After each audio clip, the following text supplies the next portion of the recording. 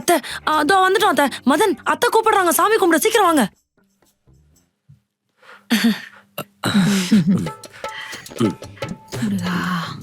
கடவுளே என் குடும்பத்தை நல்லா பாத்துக்கப்பா.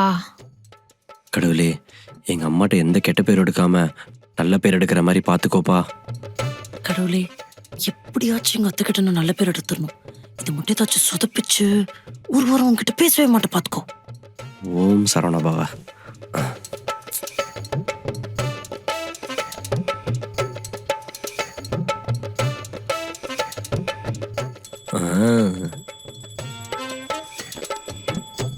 மதனு இந்தா. குடுமா. கடவுளே, இவங்களை எந்த பிரச்சனையிலும் மாட்டாம பாத்துக்கோப்பா. முதல்ல இவங்க கிட்ட இருந்து என்ன காப்பாத்துப்பா. டேய் அவகிட்ட குடுறா. இல்ல அத்தை, இருக்கட்டும், பரவாயில்ல. அவர் சுத்தினா ஓகே. அப்படிலாம் சொல்லக்கூடாதுமா. நீ தானே இந்த வீட்டு மருமக. எனக்கு அப்புறம் எல்லாமே நீ தானே.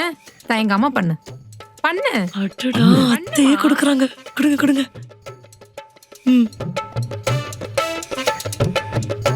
என் புருஷனுக்கு எந்த குறையும் வராம நல்லா இருக்கணும்.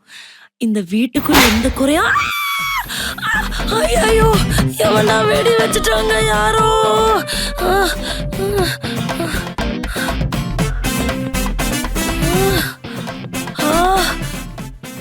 ஐயோ, சொதப்பிட்டேனே.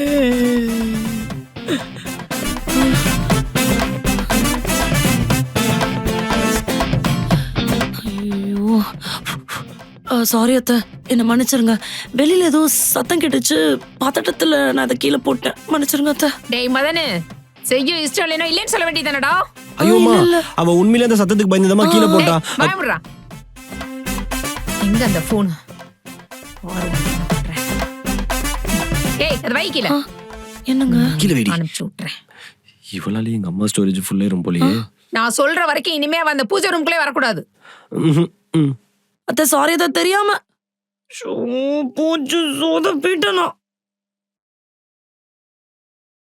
பாயிண்ட் நம்பர் 3, பக்தி பரவசம். ஆனா அங்க பக்தி பழரசம்னு எழுதிருக்கீங்க. ரொம்ப முக்கியம். சரி கேளு.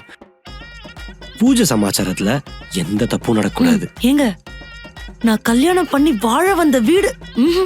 எனக்கு இது கோவில் மாதிரிங்க. அப்போ உங்க அம்மா எனக்கு ஒரு சாமி இல்லையா? ஒரு பூசாரியா இருந்துச்சா, ஒரு பொண்டாட்டியா இருந்து அவங்களுக்கு ஒரு நல்ல மருமகளா இருந்து இந்த வீட்டை நான் பத்திரமா பாத்துக்குவேன்.